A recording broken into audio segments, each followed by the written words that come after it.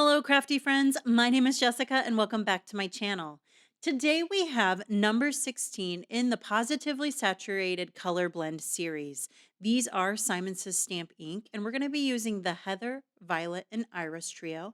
Now, I can't talk about ink blending without talking about my favorite paper. This is a 130-pound cardstock from Simon Says Stamp, and it is my absolute favorite for ink blending. Now, one of the tips I like to do is to make sure to let you know that your ink pads should be nice and juicy. When I opened up the Heather ink pad, I did notice that it was looking a little bit dry. So this is how I re-ink my ink pads. I do a line of ink and then I slowly pull it down using a bone folder strictly used for pulling ink. This is the only thing that I use this bone folder for is to swipe my inks on my ink pad.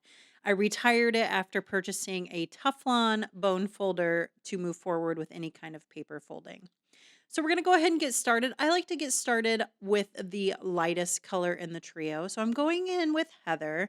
And one of the other tips I like to talk about is how I hold my brushes. I recently saw a post on a Facebook group where someone unfortunately broke their brush. And I've had the same thing happen to me. So now I try to focus handling the brushes by the head because I tend to be heavy handed, and this is just a great way to prolong my brushes as well as ensure that I'm not going in too heavy. I'm really loving this trio. I think it's a little underrated, or maybe it gets a little forgotten for me. And doing these color blends really reminds me how much of these colors that I don't often reach for and how much I love them. This one, I definitely went in a little heavy with this violet. So I'm trying to work the ink, and you'll see by the end of the video when we dry back the panels and look at them that it ends up looking very smooth. That's a nice thing about these inks is they do dry back. It looks a little splotchy right now, but I promise it'll look a lot better at the end. So now I'm going in with Iris, and this is just such a beautiful trio. Absolutely love it. I also use a microfiber cloth to clean my brushes off. And what's really nice about these is when the ink gets a little thick on these, I go ahead and throw them in the wash and they come out beautifully. These are from Harbor Freight, which is a local tool company. My husband usually gets them for free and gives them to me, and I have quite the stash of them. When one gets too grummy, I just throw it away. So here is the blend. This is Heather, Violet, and Iris. This really beautiful blue toned purples. So now we're going to go ahead and do a quick clean, and then we're going to move on to the second panel. This is one that I forgot to show you my little book. So this is Sunbeam, Watermelon, and Violet. So we're going to go ahead and go in with Sunbeam first. When there is a yellow, I like to do yellow first, just like any other light color. I like to start with that one. And I like to go a little bit over on my yellow. I have a tendency to cover yellow up, and so I wanted to make sure that I had a nice color, and I knew that watermelon and sunbeam were going to go together and create a secondary color. So they're going to make this really beautiful orange color when you combine them. Not all the inks will give you this secondary color, but I'm living for this orange color and absolutely love it. I do like when you get those secondary colors because it just adds an additional color that you can bring to your color palette and bring to your line of inks. This might not be an orange that exists in the current line, but you can achieve it just by blending these two colors. Now we're going to go ahead and go in with violet. This is a beautiful sunset color. Could definitely see this with some gorgeous silhouette stamping, a beach scene. I have this really awesome stamp set with a kite. I think that would look really cool, but just an absolutely fun and bright color blend. Now we're also getting another color with the watermelon and violet, and you can see that here. So this is a really fun panel. I like it when I get two additional colors. It makes the palette and panel feel more balanced. And I'm loving the color choices for this one. But I think this one might be my favorite. I know I've stated before, anytime you throw in a seafoam, Tidepool, aqua, greenish color, we're going to probably get my favorite panel. But this is Celery, Tidepool, and Heather, some of the lightest colors in the Positively Saturated ink line.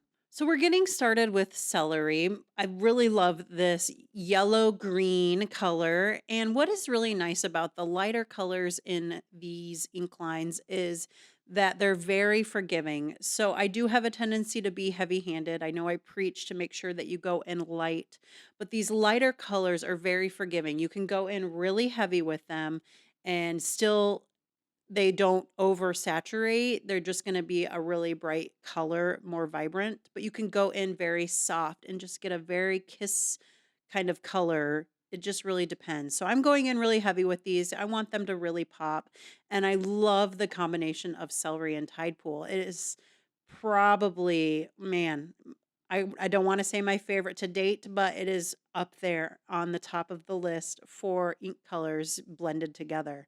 Now we're gonna go ahead and go with the heather. As you can see, I did twist my panel. Sometimes I do, sometimes I don't. Today, I was definitely feeling that I needed to go from the right side for my ink blending. So I'm gonna go ahead and come in and then pull that into the Tide Pool.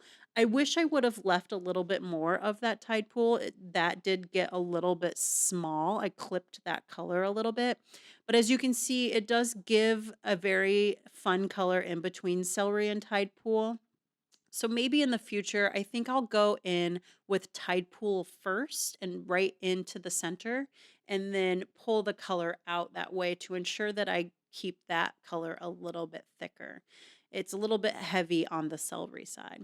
So now again, we're going to go ahead and do a quick clean and then move into the final panel. And this one is a little bit different. I try to do more of a color shock, but I really wanted to blend the purples together. There's one additional purple trio that is not included, but these were the first three of the purples. We have one that's very more of a red-based purple, and then iris, which is in the trio that we're featuring today, and then galaxy, which is a very heavy blue trio of purples.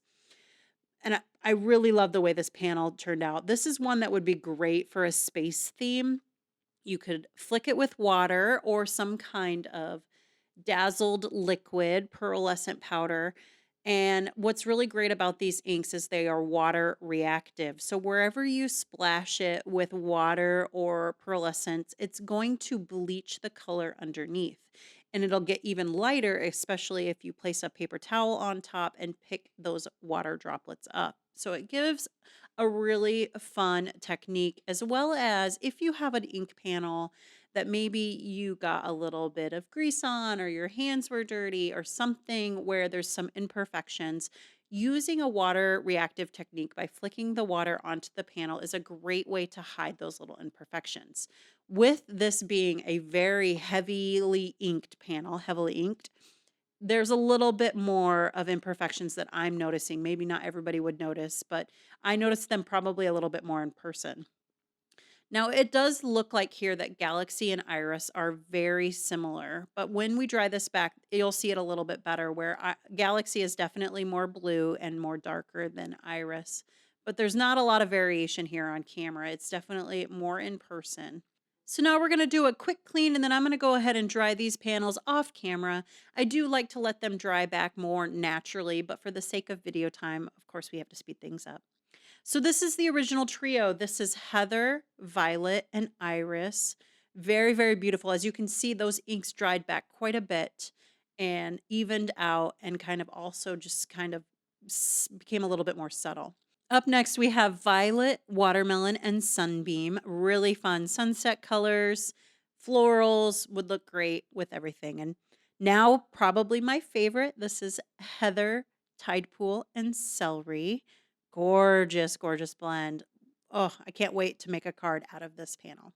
And to wrap up the fourth panel, we have Amethyst, Iris, and Galaxy. And that's going to be the video for today. I have all of the links down below in the description, so be sure to check those out. They are affiliate links. And what that means is if you shop with me, I get a small commission. Thanks for being here. Take care.